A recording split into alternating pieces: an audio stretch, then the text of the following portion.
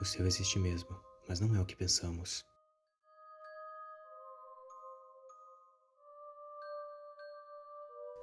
Em 2003, eu morri por 6 minutos.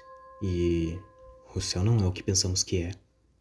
Com desculpas aos religiosos, eu sinto que eu devo partilhar minha história. Em 2003, quando eu tinha 15 anos, o meu coração parou de bater por 6 minutos. Aconteceu em uma tarde, enquanto eu voltava do ponto de ônibus para casa. Nos 4 quarteirões entre o ponto onde desci e a porta da minha casa, eu comecei a sentir náuseas. Foi repentino, sem qualquer aviso. Eu me senti bem o dia todo, só comi waffles e geleia no café da manhã, algo que eu comi centenas de vezes na escola. Antes que eu pudesse considerar qualquer outra causa, eu comecei a suar frio. E então, eu senti uma vibração estranha no peito. Meu coração entrou no que mais tarde eu descobri ser fibrilação ventricular. Nisso, eu perdi o fôlego e desmaiei. O que aconteceu a seguir me foi contado mais tarde. Dizem que eu desmaiei na rua, onde uma mulher dentro de um carro quase esmagou minha cabeça com os pneus. Mas em vez disso, ela conseguiu pisar no freio e tentou me reanimar. Mas como não conseguiu, ela acabou ligando para o serviço de emergência. Os paramédicos chegaram e descobriram que meu coração não batia. Tecnicamente, eu estava morto. Eles me levaram para o hospital e em algum lugar do caminho conseguiram reanimar meu coração com um desfibrilador. E assim, começou uma jornada terrível de semanas e semanas pelo sistema de saúde americano, culminando com uma ablação, um marca-passo e montanhas de dívidas que minha família ainda está pagando. Mas meu coração tá bem. E graças a isso, eu aprendi uma coisa. Eu nunca vou agradecer a Deus por nada. Durante esses 6 minutos, enquanto meu corpo sem vida era transportado pela cidade, acompanhado por 2 paramédicos que trabalhavam incansavelmente para me reanimar, a minha alma transcendeu esse mundo e visitou a vida após a morte. Durante aquela visita, eu descobri coisas sobre o nosso universo que eu gostaria de não ter aprendido. Talvez, ao partilhar minha história, eu possa ajudar nossa espécie a se preparar para o que nos espera depois de morrermos. Tudo começou com uma luz. Uma luz cegante, um branco, um onipresente. Isso me envolveu e de certo modo me acalmou. Foi tudo o que sempre descrevem. Uma sensação acolhedora, digna de uma experiência espiritual. Senti claramente que estava subindo, como se a luz me levasse em direção ao céu. Eu passei por várias portas que minha consciência atordoada mal registrou. Em retrospectiva, eu não creio que fossem realmente portas físicas, mas eu senti que poderiam ter me impedido de continuar a subir se tivessem permanecido fechadas. Eventualmente, eu cheguei a um lugar sem dimensão, um espaço além da realidade. Só fazia sentido enquanto eu habitava. Eu não acredito que um ser corpóreo possa compreender o plano astral. A sua existência intangível desafia qualquer explicação. Então, o que eu tirei foram mais impressões do que imagens. Eu não estava sozinho lá. Vários seres de luz me cercaram na chegada. No início, por conta das minhas crenças cristãs, eu pensei que fossem anjos. Na minha forma desencarnada, eu fiz o equivalente espiritual a abrir os braços, aguardando seu abraço. Em vez disso, eu senti como se eu estivesse acorrentado como um cachorro com coleira. Humilhação e terror tomaram conta de mim. Estes não eram os seres etéreos que eu fui levado a acreditar que nos aguardavam. Eram cruéis, insensíveis, opressores.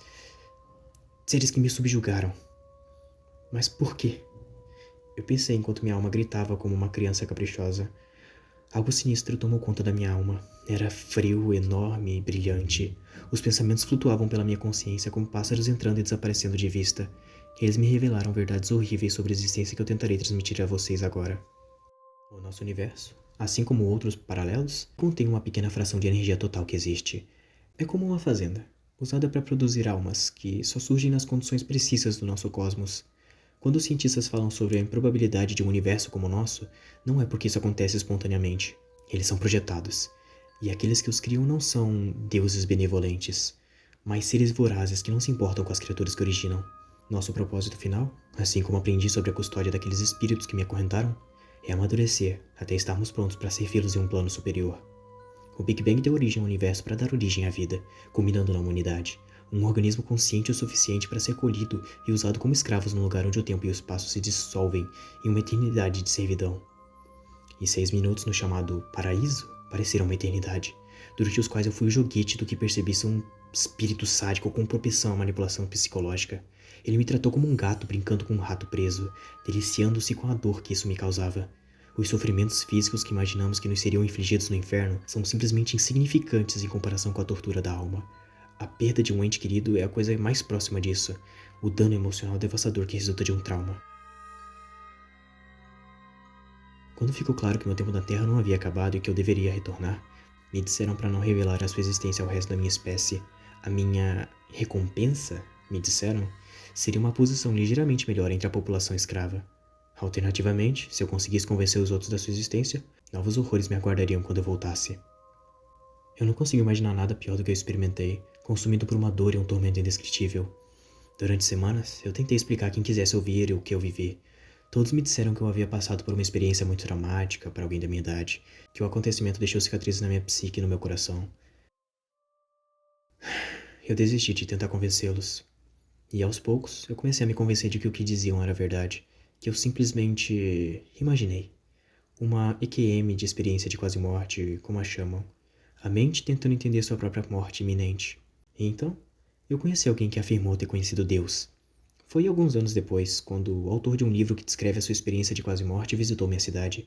Eu não vou revelar o nome dele, mas assisti a uma de suas leituras e depois o confrontei sobre sua história. Eu olhei nos olhos e perguntei se ele realmente havia conhecido Deus. Algo que, bem, eu tenho certeza que já lhe perguntaram centenas de vezes. Ele então sorriu e acenou com a cabeça, me garantindo que sim. Deus é real e cheio de amor. Eu resolvi dizer-lhe que eu sabia a verdade, que também tinha morrido e que a escravatura esperava por todos nós. Um lampejo em seu olhar atônito o traiu.